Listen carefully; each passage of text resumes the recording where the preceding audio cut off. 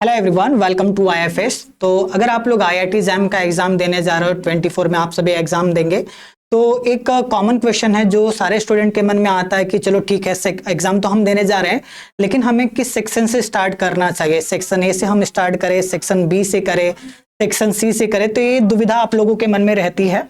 तो आज के सेशन में मैं क्या करूंगा, आपके मन में ये जो डाउट है कि हमें एग्जाम किस सेक्शन से स्टार्ट करना चाहिए, इस पर हम लोग बात करेंगे और ये भी देखेंगे कि हमें इस सेक्शन से ही क्यों करना चाहिए, सबसे लास्ट में किसे करना चाहिए, पहले हम किस सेक्शन से कर सकते हैं। सारी चीजें डिटेल में आज के सेशन में बात करेंगे ताकि इसको लेकर आपके मन में किसी भी तरह का कोई भी डाउट ना बचा रहे। तो चलिए स्टार्ट करते हैं। तो सबसे पहले एक बार मैं आप लोगों को आईआईटी जैम एग्जाम के पैटर्न के बारे में बता देता हूं कि आपका जो एग्जाम है 3 सेक्शन में डिवाइड किया गया है। तो अगर आप एग्जाम देखेंगे तो सेक्शन ए है, section B and section C. Section A में टोटल 30 क्वेश्चन पूछे जाते हैं, सेक्शन बी में 10 क्वेश्चन पूछे जाते हैं और सेक्शन सी में 20 क्वेश्चन पूछे जाते हैं।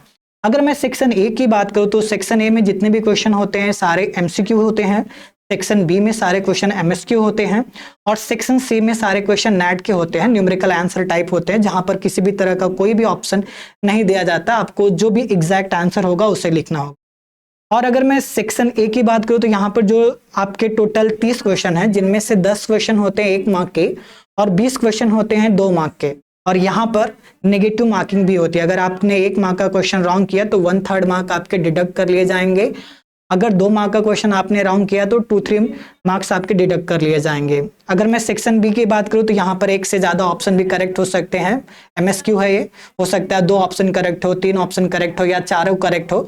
फॉर एग्जाम्पल, अगर किसी क्वेश्चन में 3 ऑप्शन करेक्ट हैं, अगर आपने 2 ही ऑप्शन टिक किया तो आपको कोई भी मार्क्स नहीं मिलेगा। अगर 3 करेक्ट हैं, 3 ऑप्शन, तो आपको 3 पर ही टिक करना होगा। और थर्ड सेक्शन है न्यूमेरिकल आंसर टाइप। अगर मैं सेक्शन बी की बात करूं और सी की बात करूं तो यहाँ पर किसी भी तरह का कोई भी नेगेटिव मार्किंग नहीं होता है। और जो आपका एग्जाम होता है टोटल 3 घंटे का होता है। तो आपको किस सेक्शन से स्टार्ट करना चाहिए, इस पर हम लोग बात करेंगे, ठीक है। तो देखो, मेरा ये मानना है कि जो सेक्शन बी की बात करें तो टोटल अगर आप देखेंगे तो 60 क्वेश्चन आपके एग्जाम में पूछे जाते हैं, जहां पर एमएसक्यू वाला जो है 10 क्वेश्चन है। मतलब 50 क्वेश्चन ऐसे होते हैं जो एमएसक्यू नहीं होते हैं। और ये जो 10 क्वेश्चन है ना, इनको सॉल्व करने के लिए आपको काफी टाइम लगते हैं। मतलब जैसे कि अगर मैं बात कर लेता हूं एमएसक्यू का, अगर आपको क्वेश्चन दिया गया है तो वहां पर 4 ऑप्शन है, ए, बी, सी एंड डी। तो हो सकता है कि 2 ऑप्शन करेक्ट हो सकता है कि 3 ऑप्शन करेक्ट हो। मतलब यहाँ पर सेक्शन बी की अगर मैं बात करूं तो यहाँ पर हर एक ऑप्शन के बारे में जब तक आप श्योर नहीं होगा आगे नहीं बढ़ सकते हो, क्योंकि हर एक ऑप्शन पर आपको श्योर होना यहाँ पर जरूरी है। अदरवाइज अगर मैं बात करूं सेक्शन ए की, तो सेक्शन ए में भले से आपको 4 ऑप्शन दिए जाते हैं, ए, बी, सी, डी।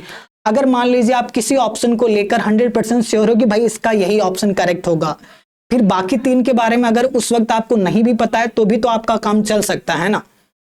अगर आप एक ऑप्शन को लेकर कंफर्म हो कि भाई ए तो करेक्ट होगा ही होगा, बाकी का मुझे नहीं पता, तो उस 4 में से तो कोई एक ही करेक्ट होना है। अगर आप एकदम कॉन्फिडेंट हो 100% कि नहीं यही करेक्ट होगा, तो 3 ऑप्शन के बारे में यहां पर आपको नहीं सोचना है, जबकि यहां पर 4 ऑप्शन के बारे में सोचना है। कहने को 10 क्वेश्चन है यहाँ पर। अगर हम बात करें ना, अगर एमसीक्यू रखे तो लगभग 20 से 25 क्वेश्चन के इक्विवेलेंट आता है वो। तो मेरा तो ये मानना है कि आप लोगों को क्या करना चाहिए, क्योंकि सेक्शन बी में सेक्शन ए और सेक्शन सी के कंपैरिजन में ज्यादा टाइम लगता है, तो मेरा ये मानना है कि पहले आप लोग कहां से स्टार्ट करिए, सेक्शन ए से पहले स्टार्ट करिए। फिर सेक्शन ए में पहले सिंपल क्वेश्चन को आप टारगेट करिए, किसी भी सेक्शन का हो। सबसे पहले आपको क्या करना है, सिंपल क्वेश्चन को सॉल्व करना है। सिंपल क्वेश्चन को ऐसा देखकर इतना खुश मत हो जाओ कि गड़बड़ कर दो, थोड़ा सावधानी से उसे भी करिएगा। उसके बाद सेक्शन ए में जितने भी सिंपल क्वेश्चन होंगे पहले उनको सॉल्व कर लीजिए। फिर सेक्शन सी में जाइए, जितने सिंपल क्वेश्चन मिले वहां से सॉल्व कर लीजिए। फिर आपको क्या करना है, बी में आना है। तो यहाँ के सिंपल एक बार आप लोग कर लेंगे, फिर मॉडरेट पे जाए, मतलब सिंपल से थोड़ा ऊपर लेवल का जो हो, मतलब मिला जुला, बहुत डिफिकल्ट भी ना हो बहुत सिंपल भी ना हो, उस क्वेश्चन को आप सेकंड अटेम्प्ट में करिए। और थर्ड टाइम में आपको क्या करना है, डिफिकल्ट क्वेश्चन को फॉलो करना है या सॉल्व करना है। तो मेरा ये मानना है अगर आप क्वेश्चन सॉल्व कर रहे हैं तो पहले सेक्शन ए पे जाइए, फिर सेक्शन सी के क्वेश्चन सॉल्व करिए और लास्ट में सेक्शन बी का करिए, क्योंकि सेक्शन बी सिर्फ 20 मार्क के लिए पूछा जाता है, जबकि सेक्शन ए 50 मार्क का क्वेश्चन पूछा जाता है, सेक्शन सी से 30 मार्क्स के, मतलब 80 मार्क के क्वेश्चन यहां पर पूछे जाते हैं ए और सी में। तो पहले आपको क्या करना है, यहां पर इन क्वेश्चन को सॉल्व करना है। सेक्शन बी के कंपैरिजन में ए वाले जो क्वेश्चन है कम टाइम लेते हैं, ठीक है। तो आप ए से स्टार्ट कर सकते हैं, फिर सी पे जाइए, सी के बाद आप बी में आइए, ठीक है। पहले आपको क्या करना है, एग्जाम में जब भी आप क्वेश्चन पेपर देखेंगे तो सबसे पहले आप क्या करें ना, एक बार क्वेश्चन पढ़ ले, जो सिंपल क्वेश्चन है, जो आसानी से सॉल्व हो जाते हैं, जो फॉर्मूला बेस्ड क्वेश्चन है, पहले उनको कर लीजिएगा सॉल्व, फिर मॉडरेट क्वेश्चन को सॉल्व करिएगा, फिर आपको डिफिकल्ट में आना है, ठीक है। तो आई होप इस वीडियो के थ्रू आप लोगों को समझ आ गया होगा कि आप किस सेक्शन से स्टार्ट कर सकते हैं। उसके साथ साथ आप लोग क्या करिए, मॉक टेस्ट वगैरह भी दीजिए, ताकि आपको एक आइडिया लग सके कि आप किस सेक्शन से स्टार्ट करने में ज्यादा कंफर्टेबल हैं, ठीक है। तो ये आपको मॉक टेस्ट से पता चलेगा, ठीक है। तो आई होप आज का सेशन आप लोगों को समझ में आया होगा। सो आज के सेशन में इतना ही, थैंक यू।